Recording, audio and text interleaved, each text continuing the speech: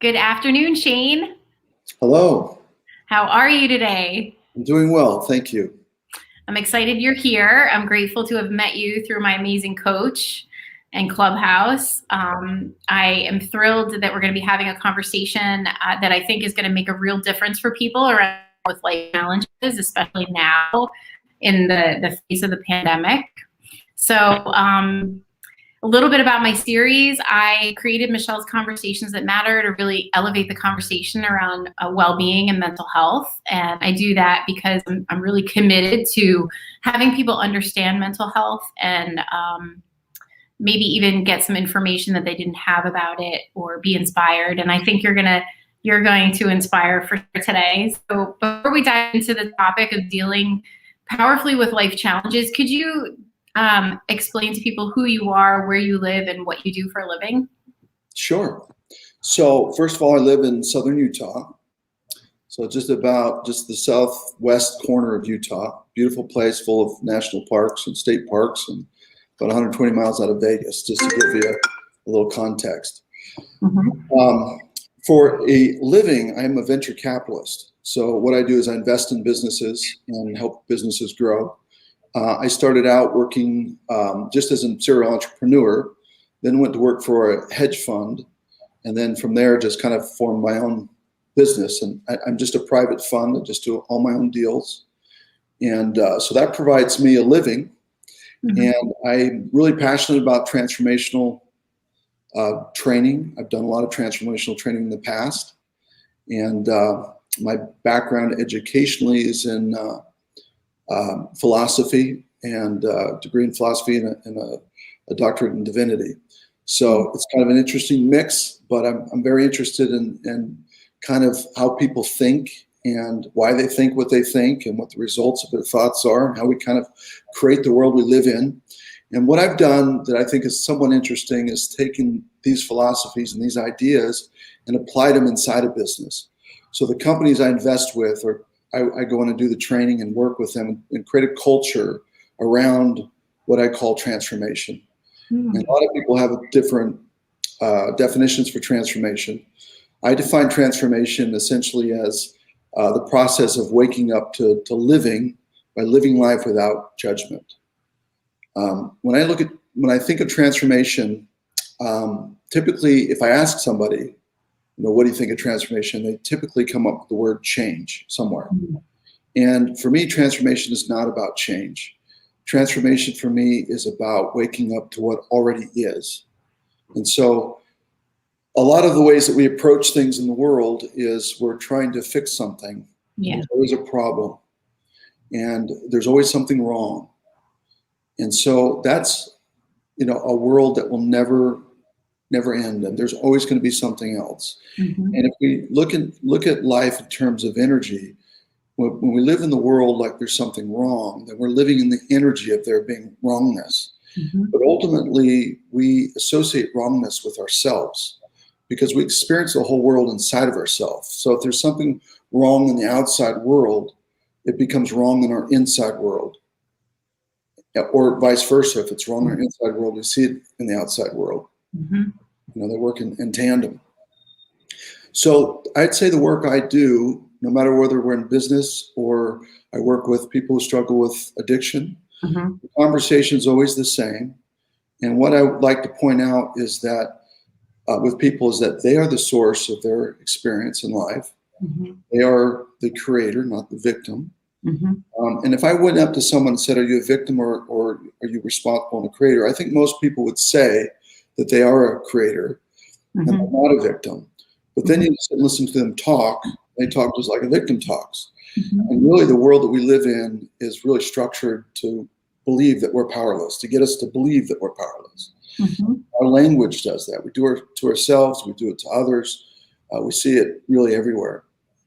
And so the conversation around transformation is essentially about people, again, waking up to realizing that there really is nothing wrong and that you are okay.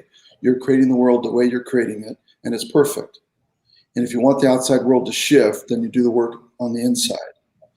And so it's really becomes more of a spiritual work. And I like to distinguish the difference between, say, self-help which is really where I started. And I think a lot of people start.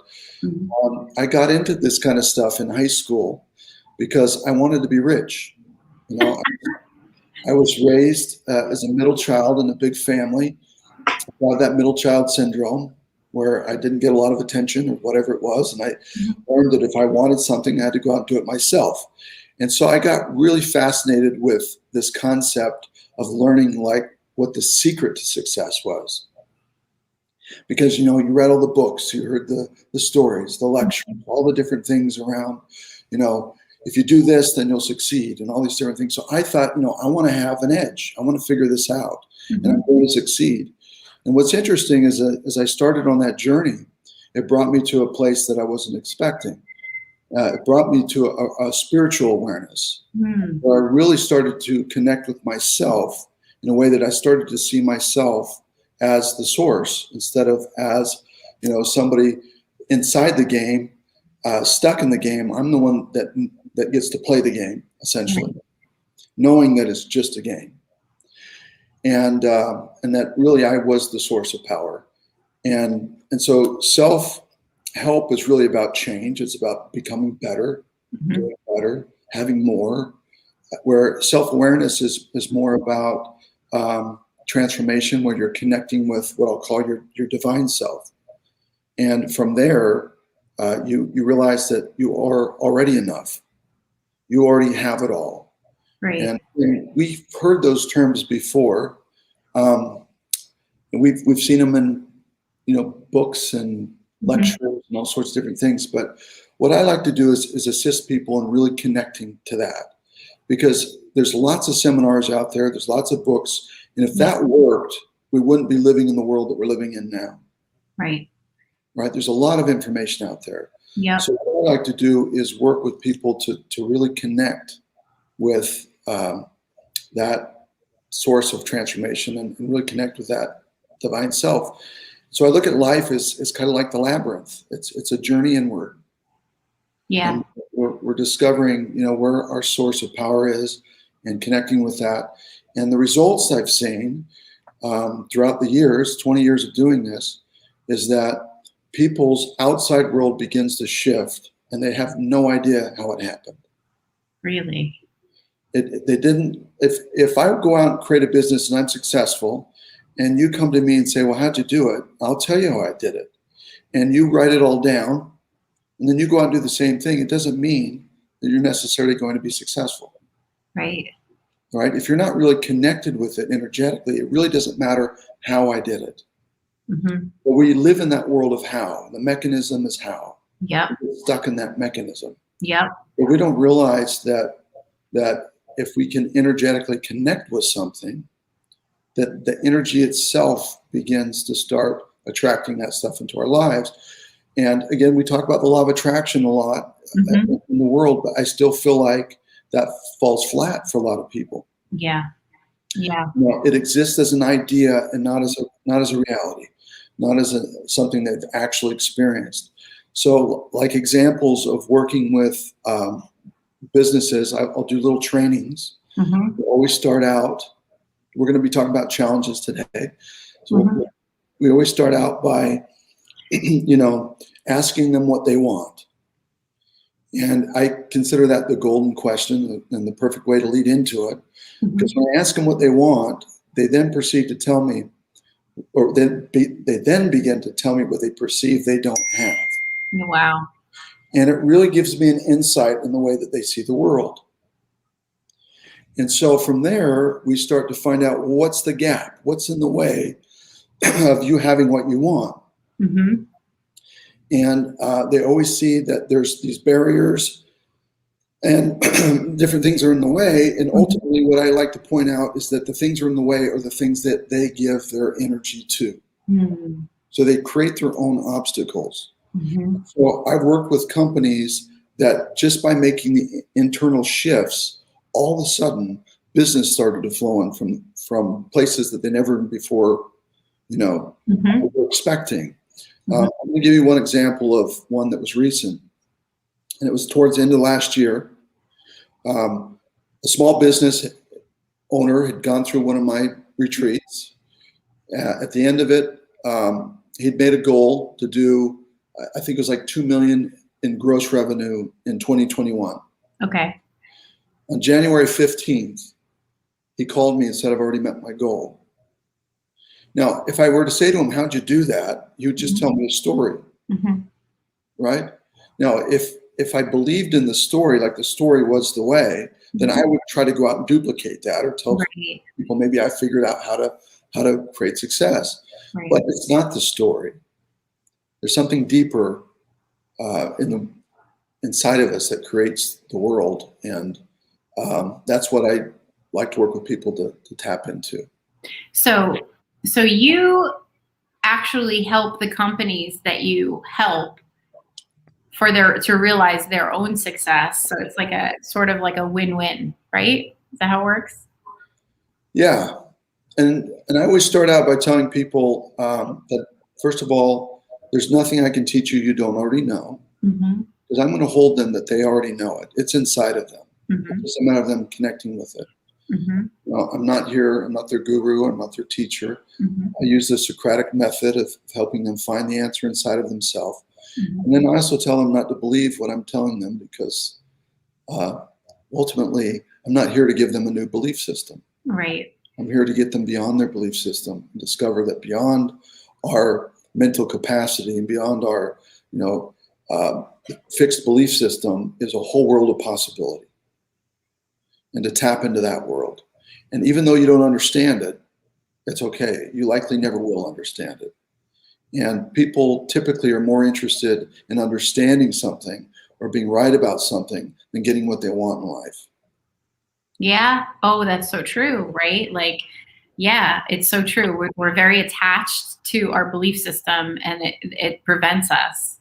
So I like to consider myself pretty self-aware, but like the level of self-aware you're talking about is like through the roof. So how do we embark on a journey that really does elevate that level of self-awareness? Well, I think one of the traps we fall into is the concept that we are self-aware, right? Okay. We're always, Ram Dass was a spiritual teacher who talked about like this concept of becoming somebody. We're always in the process of becoming somebody. But our goal is to become nobody, essentially, is to tap into that nobodiness. The way I like to frame that is we came into this world as a nobody. We were just a being.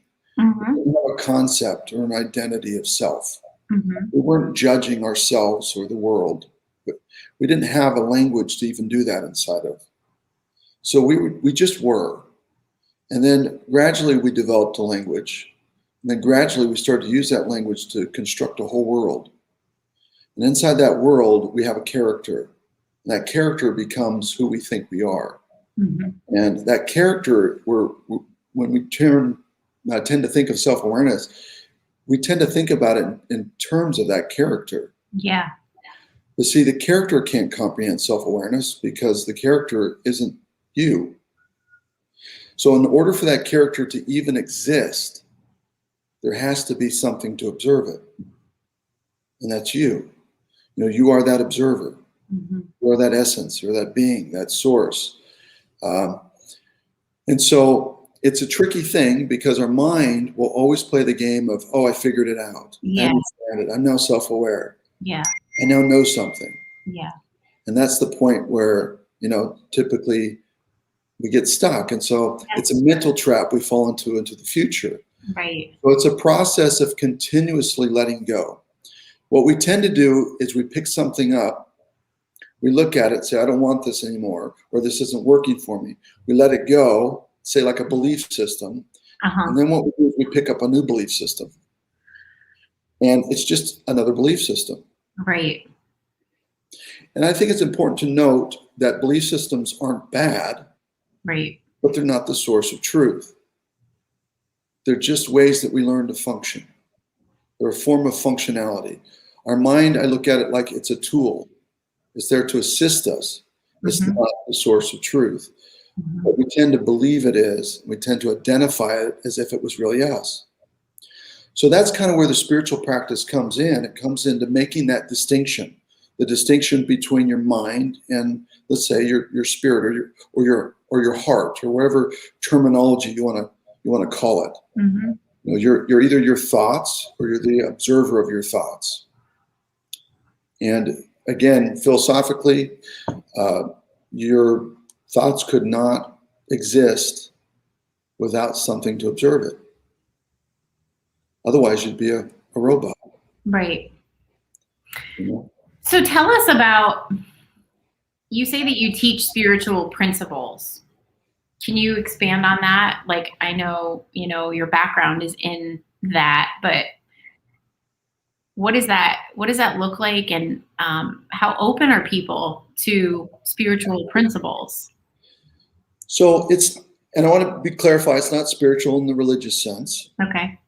It's spiritual in the sense of the energetic, seeing ourselves as energy. Mm-hmm. If we look at the world exists, energy allows it to exist, so to speak.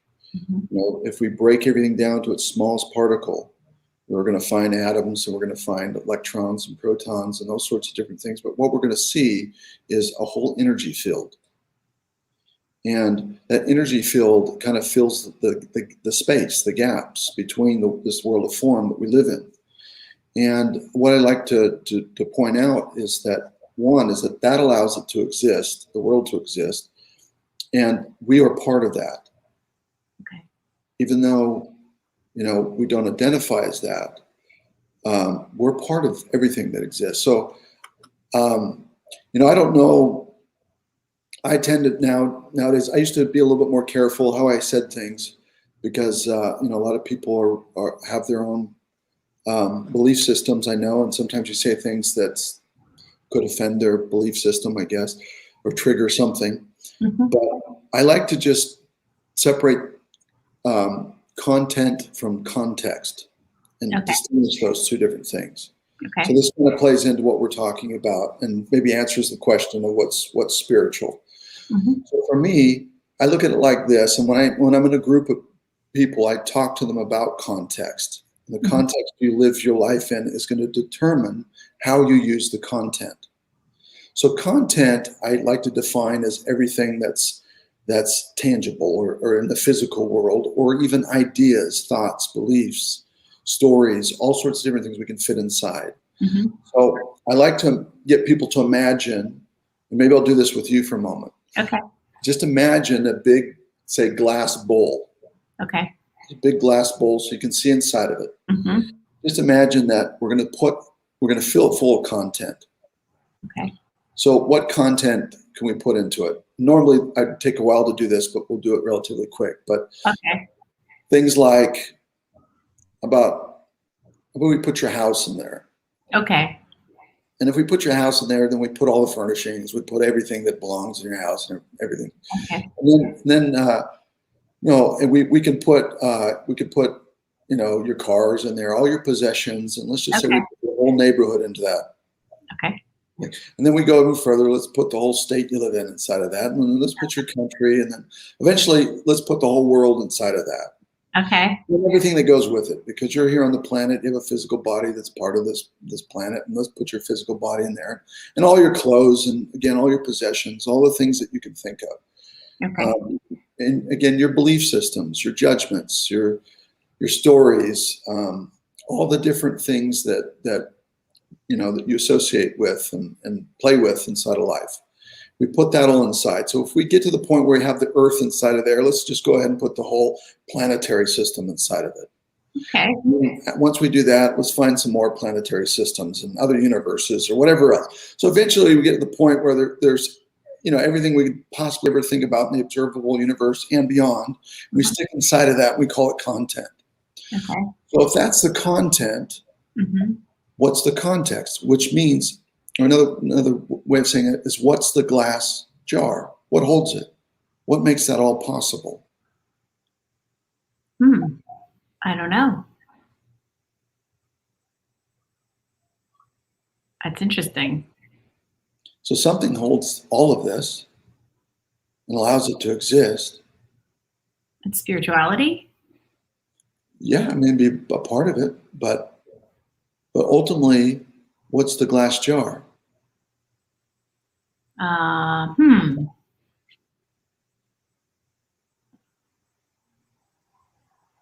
know. Well, if you're sitting and looking at everything inside of the jar, that means you're not in the jar.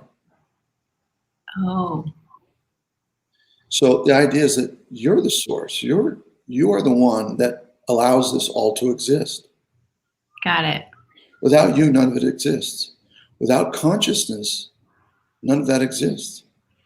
Because it's all form, Right. right? Your awareness of it allows it to exist. Okay. And so I would consider that a spiritual awareness. Right. That idea that you are far more powerful than you realize. And without you, none of this is possible. So if you're that powerful, let's tap into that power. Let's see what you've created, Right. what you're doing with all this content, how you're organizing it, what you're choosing to play with and not play with, Right. what you've already decided is wrong and bad and isn't going to work. It's fascinating that I never thought about something in that way before, ever. Yeah. Well, it does something to the mind, right? The Yes, mind, it's a little. a little bit. Yeah. So, can we shift and talk a little bit about the benefits, or you explain to me the whole experience of life challenges and that they are actually here to serve us? Can you explain more about that? And I think people who are watching will disagree that challenges serve us, but please share. Well, if we're the source, and we establish ourselves as the source, that means the challenges we call into our life, first of all, we created them.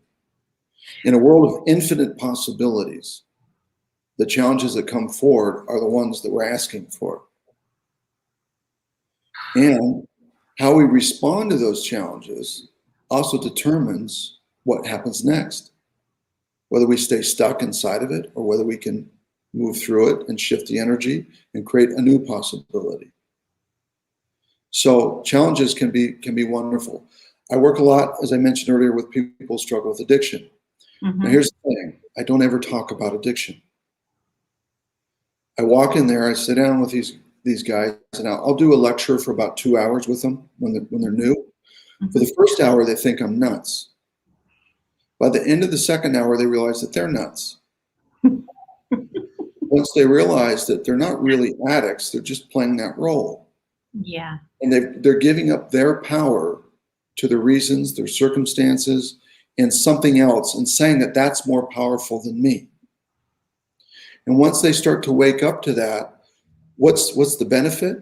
Is they drop their addictions, but not only that, their life starts to work in all different aspects. Their relationships improve. They function in business better, or everything starts to shift once they shift what's going on inside. So even if we're just dealing with one particular challenge, you'll find that, again, how you do life is how you do life, where you'll find these different challenges in different areas of your life. You might even find they continuously resurface. Yeah. And you wonder why. I mean, have you met somebody that's married the same person several times? Not maybe literally, but they keep marrying the same type of person, or attract somebody to their life that's the same, or business circumstances, or somebody who gives up one addiction and finds another one. Yep. That's the world of change. It's not the world of transformation.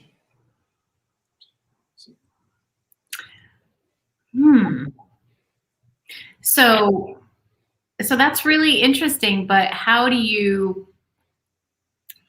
is it about getting curious as to, because a lot of people I think would just get frustrated with a challenge that kept showing up over and over again, and they look for a remedy to solve the challenge, right?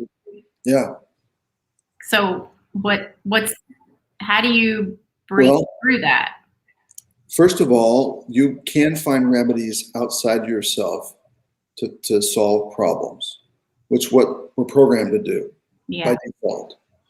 However, if we don't get our energetic connection to the challenge, we'll keep creating those types of challenges. Maybe not the exact same challenge, but we'll continue to create experiences in which we get the same result. Right. So, for example, if a challenge, in a challenge, we feel worthless. The result of it energetically is we feel worthless. Yes. So we find something outside of ourselves to help us not feel worthless. Right. A new job, Yep. a new haircut, or something new happens in life that makes us feel better about ourselves. Yep. Well, it's not going to be long until you fall back into that trap, because there's something running in the background. And what's running in the background is that you feel worthless. So you will find other experiences that will bring that energy up to show you that it's still running in the background. So if you don't shift that energy, you're going to continuously experience it one way or the other. How do you shift the energy? So how you shift the energy is really tricky, because it's probably the opposite of what we typically try to do. Right. What we try to do is avoid it. What we try to do is run away from it. What we try to do is fix it, change it. Mm-hmm. The only way out is through. Okay. The only way out is to embrace it, to accept it, to surrender to it. So if you surrender to what is, you're allowing it to be what it is. And when you allow it to be what it is, all of a sudden the wrongness, the resistance, all that stuff goes away, and the energy you're no longer attached to it. It doesn't mean it won't necessarily come back. Right. Because we still hold on to different things, but if it comes back, it doesn't stay for very long. You'll begin to be able to shift it and transmute it a lot quicker over time. So this is a practice in life. It's a practice of surrendering. It seems like by default, our fight or flight mechanism has us always in this state of resistance. Right. We constantly live in a state of anxiety. There's always something wrong. Yeah. Or there's something that might happen. We live in anticipation of it. Right. But the thing is, our body can't tell the difference between whether something's happening or whether we're imagining it. Right. Our body responds the same. So I'm going to give you an example. Okay. Perfect. I'm going to use baseball. Okay. So let's just suppose that if you're going to play baseball, there is the possibility that if you're going to get up to bat, that you might strike out. If you're unwilling to strike out, you do not want to strike out. When you're up to the plate, you know what's going on in your body if you're in that state of resistance. Yeah. So typically what happens is you tighten up. Yep. Right? Mm-hmm. So what happens to your reaction time? I would think it would slow. Slows down, right? Yeah. Both physically and mentally. Mm-hmm. So you're more likely going to strike out if you don't want to strike out. But let's just suppose you're willing to strike out. Oh. Let's suppose that you choose striking out when you strike out. Let's suppose that you look forward to striking out in the future. So it's not plaguing you that one day something in the future is going to do something to you. Right. To disrupt you. And let's just suppose you can get up to the plate and you're willing to strike out. It's a possibility. What's possible now? Well, what's possible now is that you could also hit a home run. Right. Right? And your body is loose and responsive, both mentally and physically. Yep. You're more likely going to hit the ball. Right. You're more likely going to get what you want, what you say you want. Right. But typically we live in the world of what I don't want. Right. And again, energy doesn't speak English. It only responds to frequency. And I don't want has a frequency. Right. And so it's really all about shifting that frequency. But as human beings, I think we gather these past experiences in a Rolodex of emotional pain that we're trying to avoid experiencing in the future. So that's why we tighten, or why we are guarded, is because we're trying to protect ourselves. No?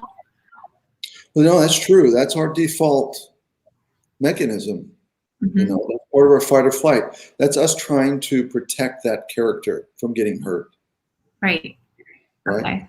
But as we try to protect that character from being hurt, all we're doing is also sacrificing all the world of possibility, because all we're focused on is this world of limitation, where we're taking these limited experiences and we're living like that's all there is. And we're taking the past and we're projecting it now into the future. Right. Right.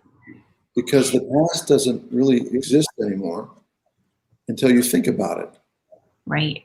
And pull it into your future. You bring it to the present, but the energy in which you bring it into the present is typically an energy of concern. Right. And that energy concern is an energy vibration that then goes out and creates your future. So we kind of get on that hamster wheel and we do the same thing over and over and over again, trying to get out of it. So, I mean, there's a method. I don't know if I have time to do it on this today, but there's a method that we use to get into this mental trap. Okay. And typically what we do is we use the same method that got us stuck to try to get us unstuck, which doesn't work. No. And the only way out of it is when you get to that state of awareness, when you can start to distinguish the difference between you and what your mind does. Your mind lives in this world of understanding. Your heart, so to speak, lives in the world of experience. So I always ask people, what would be more powerful, an understanding or a belief about, let's say, God, or an experience with God? Which one would you prefer? Experience. But most people live in their belief system. All right? And it's just an idea you hold in your head. And God could come along and you wouldn't know it because it didn't fit inside your box. Right. Right. Wow. So when lessons show up for us over and over and over, and we're repeating them, you say you need to surrender. Well, there's something you're avoiding, which means there's something that you're not allowing, Okay. which means there's something now you get to surrender to. Got it. And as we start to break that stuff down, it generally breaks down to, the energies of I don't matter. I'm not enough. Yeah. I'm unlovable. So if you got the message at some point in your life that you were unlovable and you chose to believe that, then you then started to create your life from that point forward. Yeah. Now, you don't want to be unlovable. No. So you're going to spend your life designing it in a way that you don't feel that way. Right. You're going to use all your energy to make sure that you don't feel that. But consequently, you do. Yep. So here's another analogy using baseball that might play into this. Okay. So I have currently I have a 6-year-old playing t-ball. Have you ever seen kids play t-ball before? Yeah. When they go out into the field, where do they line up? Wherever, right? Yeah. They just go stand somewhere, and it's never in the outfield. It's always in the infield. Uh-huh. And what are they typically doing? Well, they're playing in the dirt, or they're talking to their buddy, and they're saying, "Hey, look, I got a hat. You got a hat? Look, I got a glove. We're playing baseball." They're playing baseball. They're 100% living in their experience. There is no concept of right or wrong and how you play baseball. They're playing baseball. And there's 2 teams. So one team, the kid hits the ball, and he doesn't know what to do after that. So the coach is yelling, "Run to first base." He doesn't know where first base is. He just takes off running. And I find it hysterical because, once they get there, they don't necessarily stop. They just keep running. There's no rules. It's just kind of all play. It's all play. And everyone's happy and everyone's enjoying, and they're living in that state of innocence. So, I even saw a kid the other day. One kid tagged him with the ball and got him out. So he decided to just join the other team. We look at it, it's the cutest thing as adults. We laugh, but you got to realize inside of these innocent minds, they just live in their experience. Yeah. Right? They're not in that world of judgment. Right. They're happy to be there. Yeah. So I now have a kid who's a senior in high school, and he started playing baseball the same way in that state of innocence.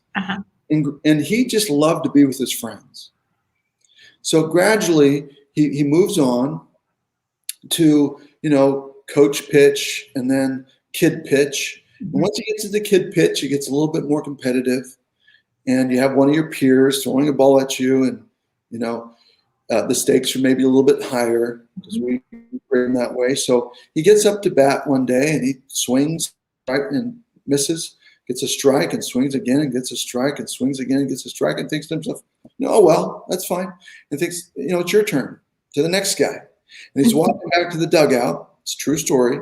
Walks back to the dugout. The kid walking to walk up to the plate again says, "You suck." So kids don't really have that ability to make those distinguishments with who they are and this character that they're developing. So they start to think that they suck. And it's not about baseball. It has something to do with them. Something is wrong with them. So this particular son quit baseball.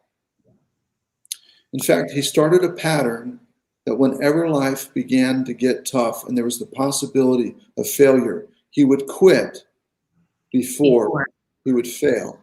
So what does he end up with? He ends up with failure. Yeah. You always end up with what you don't want. Right. Because that's what you're settling for. Yeah. Right?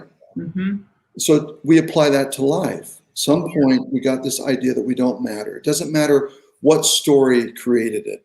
And it could be something silly. I mean, I've done this for 20 years. I've heard everything you could possibly imagine. Things from horrific things to just very light things. And I've learned that pain is pain. But once we feel that pain, we decide we don't want to feel it anymore. So we start that process of avoiding it. I don't want to feel this way. Right. And then we start creating the world to make sure we don't feel that way. Right. And that's exhausting. But what do we end up with? That. Right. And what do we call into our lives? Experiences that match it. But what we do is we blame it on other people. Yep. We blame it on circumstances. We always have reasons for why life is the way it is. And it's never us. Yep. Now, I think if I wrote a book called My Life Sucks and It's All Your Fault, it could be a bestseller. Yeah, because everyone believes it. Yep. Yeah, we tend to believe that. But once we get that we're the source of creating it, because that moment I decided and felt like I'm not willing to strike out, or I'm not willing to feel like I suck, or I'm not willing to feel like I don't matter. The second you chose to not feel that, you trap that energy. Right. And the only way to let that energy to flow again is to surrender to it, to allow yourself to feel it, to experience it. So if you're willing to not matter, what's now possible? Well, mattering is possible. Yeah. Right? It's just like a home run. Yeah, for sure. So those are things we work through with people and groups. Awesome. Really quick, I'll just say how I would approach a business group. Okay, awesome. Is I'd walk in and ask the business, what do they want? Yep. And this is a true story. I walked into a boardroom full of executives and asked them, what do you want? They said, well, our goal is to do 50 million in gross revenue. I said, great. How much are you doing now? They said, well, we do about 10 million in gross revenue annually. I said, all right. I said, are you open to the possibility that what you really want is to do 10 million in gross revenue? And they say, no, we want to do 50 million in gross revenue. And they're looking at me like I'm an idiot, right? I wasn't paying attention. And I say, okay, well, why aren't you doing 50 million in gross revenue? Like, what has to happen? And then they tell me all the things that have to happen and all the things that are in the way of them doing 50 million in gross revenue. And I write those on the board. And I say, based on results, you're more enrolled into all these reasons and excuses, concerns, than you are into being a $50 million company or doing 50 million in gross revenue. Yeah. Because this is where you put your energy. Yeah. In this particular company, when I started to work with them, and they started to make the internal shifts, they'd signed a contract that valued at 100 million. And they never even saw it on the radar. Wow. An annual contract that was valued at 100 million. They were a service provider company, and this is probably 10 plus years ago, but they provided a lot of different tools for marketing. for companies when internet marketing began to be, was in its early stages. And the shift occurred not because they went and did all those different things on the board. It doesn't mean they don't do that. It just means that they didn't allow these to be their limitation. Right. They went to the world of possibility and opened their heart and opened themselves up to allow other things to come in. Mm-hmm. And maybe there's things that they didn't have in their mind. And again, we go to that group and say, how'd you do it? And they're going to tell us, but how they did it is not really relevant. Yeah. Because, someone else could follow that, and maybe it doesn't. But, if you don't connect with it inwardly, then when it manifests itself, sometimes we start sabotaging it. Right. So we start being unworthy of it. It's really, really interesting. And so I wanted to have there be like a real life practical experience. So I have Kelly in the green room. I'm going to bring her in, and she's got a life challenge. So she's going to work with you. I'm going to pull myself off the screen, and we're going to see sort of how this really works in real life. And I'm grateful that Kelly has decided to join us today. Thank you, Kelly, for being here. It's good to be here with you, Michelle and Shane. Sorry. Yeah. We both names. I respond to both. I'm gonna leave it in your capable hands, Shane. So go right ahead. Okay, so Kelly, what sort of challenges or concerns or different things are you experiencing? So I think I'm at a point in my career where I'm trying to figure out what my next steps are going to be. I've always worked for other companies, and I feel like I want to be more in control of the work product that I produce out there and what I have to offer. Because I think I could do just as good of a job, and I'm getting to the point too where I don't want to be following the other guidelines, the guidelines of a company, its culture, all of that. I want to just be me doing what I love to do. Okay. So you kind of feel a little bit stuck inside of a role, and you feel like you're not necessarily able to use all your talents and gifts in a way that where you feel freedom around it, put it that way. Yeah, definitely. So what's the experience of that essentially? When you think the thought that you're not free, what's the experience of that? What do you mean by the experience? You mean how I feel? Yeah, ultimately it's how you feel, and feeling's part of it. But what I like to do is get people to recognize that there's a story we tell. And the story is that my life is this way. And this is how I live my life. And this is what I want. Because it sounds to me what you really want is, can I say freedom? Yeah. And freedom in this sense, we're talking about in business, right? Mm-hmm. And using your talents and your abilities in a space where you feel like you get to create in a free space and right? Yeah. Is that so? If you're not experiencing freedom, that's what you want. What are you experiencing? Being confined. Okay. Being, I guess, tethered by rules or by the direction the company that I'm working for is going. Might not be the way I'm thinking and feeling we should go, or I want to do more and I'm being told we only need to do this and I want to do, a lot more. So you feel confined and somewhat maybe even creatively stuck in a box. Yeah. A little bit. Yeah. And so as you focus on that, what I was always like to point out, and I'm assuming that you've listened to what we've said up to this point. Yeah.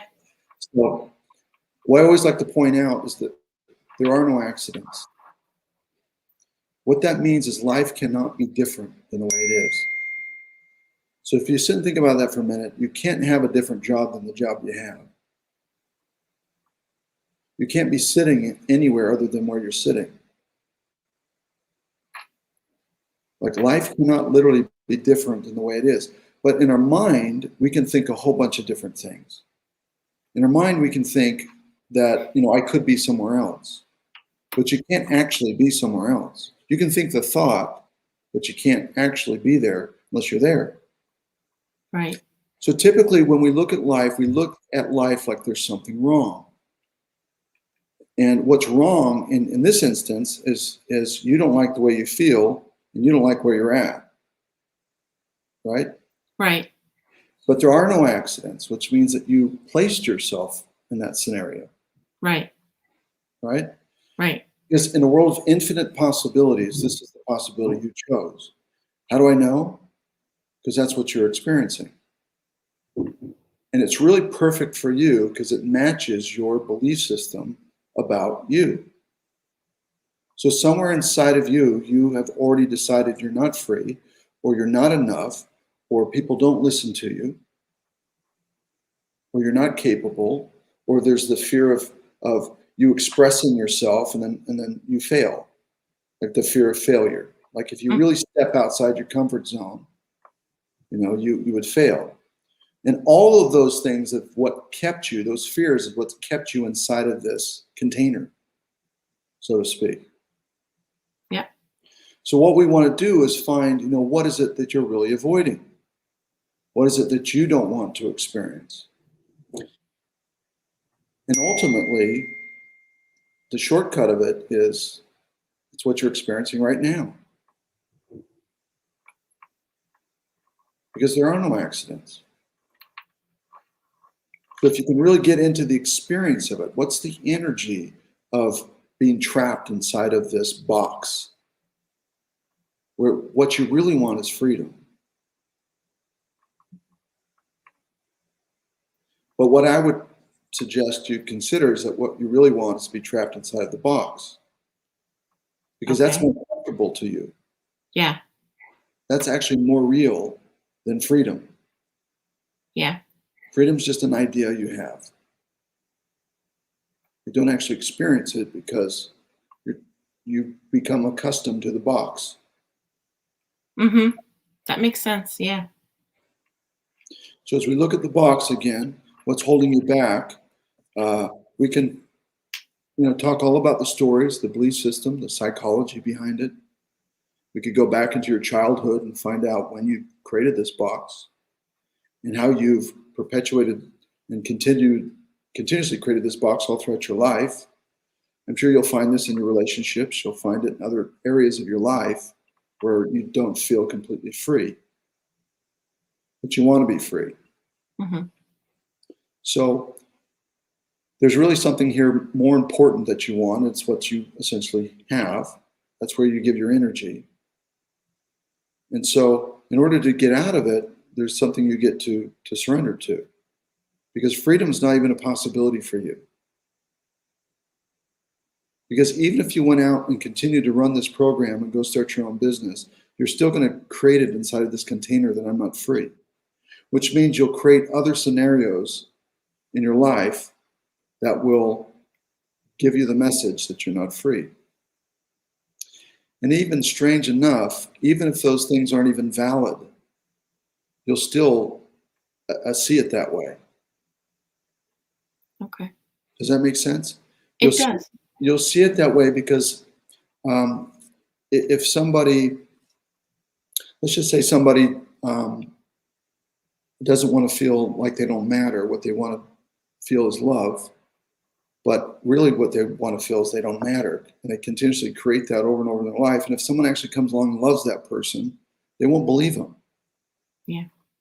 So if freedom came along for you, you wouldn't believe it. You'd think there's just got to be strings attached somewhere. There's got to be a trap somewhere, right? Right. And you'd still be in your box. You'd still be confined. So if we can start to acknowledge, again, if we can get into this state of resistance you're in, and it's what you don't want to feel, the more that we can really hone in on that and tap into the energy of that and surrender to that and allow that energy to free itself, you'll then open the space for something new. Okay. New to come in. So this energy, this feeling of stuckness, again, what is that like? What's the story it tells? What does it say about you? That I'm confined? Yeah. That I'm trapped? That you're trapped. And if you're trapped, then what? What does that say about you? I'm stagnant. Stagnant. If you're stagnant, then what? You're not growing. Yeah, if you don't grow, then what? And you're not living. In my mind, if you're not growing, you're not living. You're not living. There's probably more in there. What else? Yeah. I don't know. Well, welcome to the world of not living. You So could I'm write a not book on living. it. I put myself in a box and I'm not living.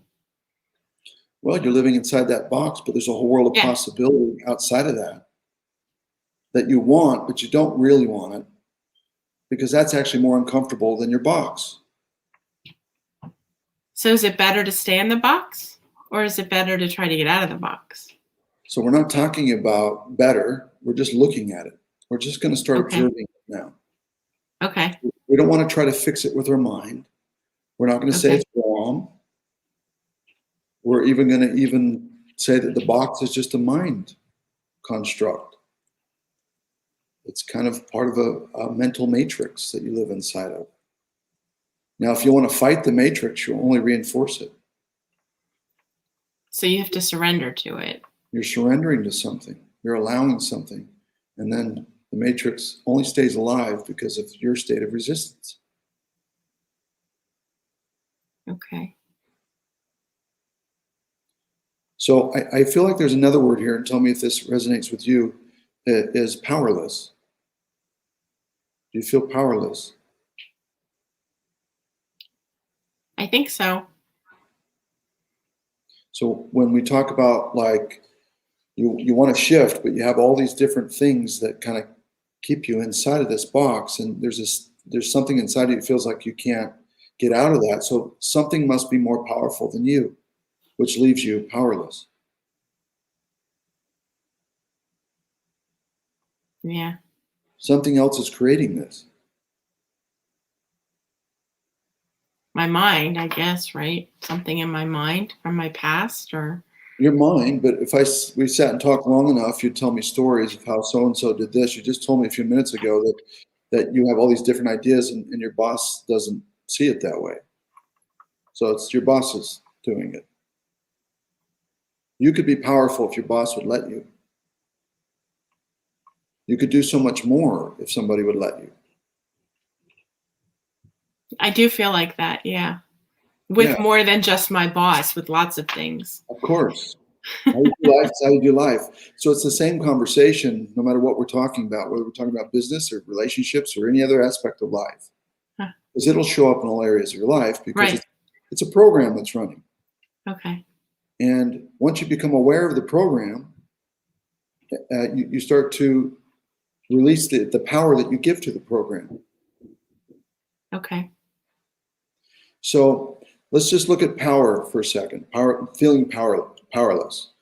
What if you were willing to feel powerless? What would be possible? I guess anything.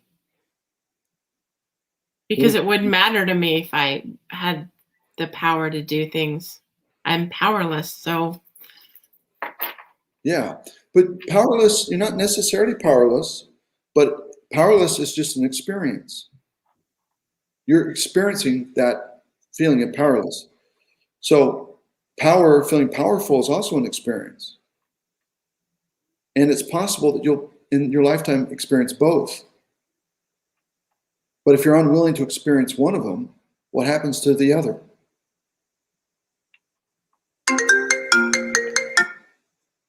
I don't know. It disappears. You hold it hostage. All your energy is focused on what you don't want. Ah, okay. But if you're willing to experience being powerless, you just mentioned that there's a whole world of possibility that opens up. It means that when you show up to any moment and that feeling of powerlessness comes up, you go, oh, yeah, that's an experience I'm having. I'm willing to feel that way. And if you're willing to feel that way, what happens to it?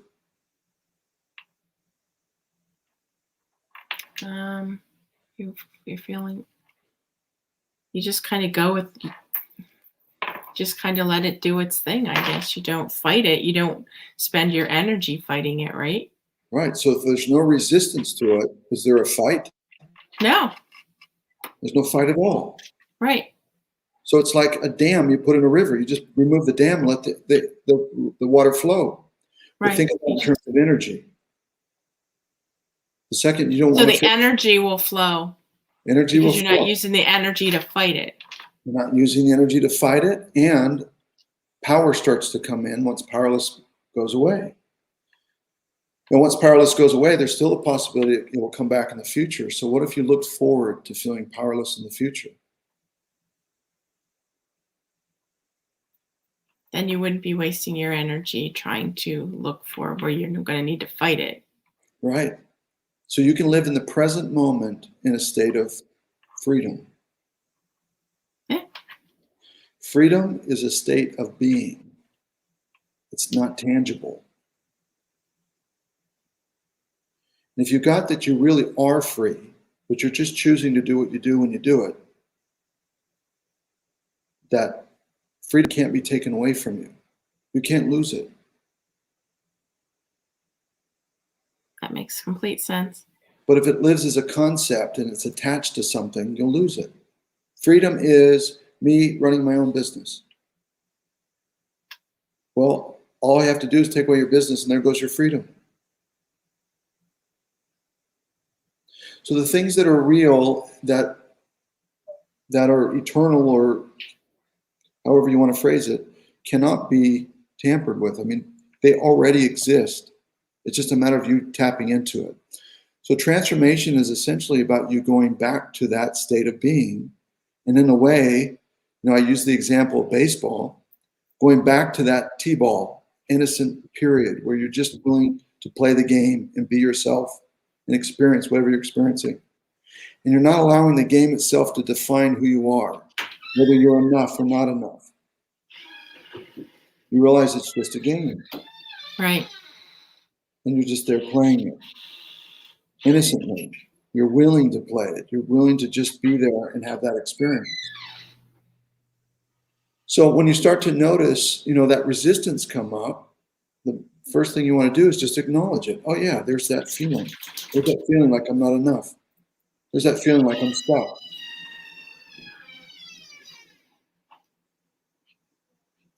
And then once you create that distinction, you now became the observer, and you're no longer the experience itself. You're the one that's having the experience. So it's never true that you are stuck. It's never true. You're just experiencing the idea of being stuck, or the concept of being stuck, or the energy of being stuck. It's just an experience. And if you're willing to experience it, then you're also willing to experience not being stuck. You're also willing to experience freedom. But freedom is held hostage because you're stuck on one side of the polarity, one side of the spectrum. You're saying that I don't want this. I don't want to feel this way. And Right. what you end up with. I end up feeling that way. Yeah. And who's doing it? I am. Right. Nobody else is doing it. You're doing it. You're that powerful. You are so powerful, you can create a concept of stuck and live in it as if it's absolutely true. Yeah. I'm also thinking about that concept in other areas of my life and just not work, where I've done that to myself. Absolutely. Yeah. I can tell Really you cool. how that energy shows up in relationships and all sorts of different things. Absolutely. So good. Oh my goodness. I felt bad popping back in, but that was really awesome. I don't know, Kelly, what do you think? It's like, wow. I'm just like, yeah, it really, really makes you think. I don't know if that's a bad thing, but you know what I mean? Thinking about what I'm doing and Yeah. not fighting it. You know what I mean? Like surrendering and letting things kind of go. I have a lot of work to do. Well, it's a process, right? Yeah, That's what definitely. we said earlier, Michelle, is that, the idea is we think that we're going to get better, we're going to do better, and one day we're going to arrive somewhere. You're not. Just right here, right now, having the experience you're having right now, and have that experience. Right. It's about not living in a state of resistance. And I mentioned earlier, we're not living in a state of judgment. Judgment is a state of resistance. Yeah. So amazing. Yeah, Thank very you. cool. Thank you. Both. Thank you both. Thank you, Kelly, for being here and for being vulnerable and sharing yourself and being coachable. That's amazing. We'll let you leave, and then I just want to wrap up with Shane. But thank you again, both of you, for that experience. I'm sure that my viewers are going to appreciate that. So thank you. Yep. Take care. Thank you very much, Shane. thank you, Kelly. Awesome. So any final words, Shane? That was amazing. I really do appreciate the fact that you were willing to work with her to help her see that. I mean, you did this with me similarly the other day on another issue we won't reveal here, but it's so cool to really just get present to letting it go. And, and I'm so grateful for you and your work and knowing you. Yeah. So I'll just say this one last thing. Sure. The only thing there is love. And love, the only type of love there is self-love, which means we experience love inside of ourselves. We don't experience it outside of ourselves. Right. So love only happens inside. Right. And that's who we are essentially, is that. And we're tapping back into that. Mm-hmm. But what I like to break down is self-love really breaks down to just kindness. Learn to be kind to yourself. Because if you don't get that message, you're going to make life tougher than it needs to be. You're going to be tougher on yourself than you need to be. Mm-hmm. And learning to love yourself is just being kind, allowing yourself to experience what you experience when you experience it without judgment. Stop judging yourself. Stop thinking you're doing it wrong. Stop living in the world like, somebody somewhere isn't going to love you or want you. Right. That's impossible. Because whatever love is, you're it. Mm-hmm. Right? So kindness, I think, is a powerful way of being that connects us and keeps us in the flow of love. That's my last comment. Thank you. That's great. Thank you, Shane. Thank you so much. I really appreciate you spending this hour with us. Thank you for what you do in the world. And I'm so grateful to know you and call you my friend. So thank you. Yes, absolutely. Thank you. All right. Pleasure. I'll see you soon. Take care. Bye.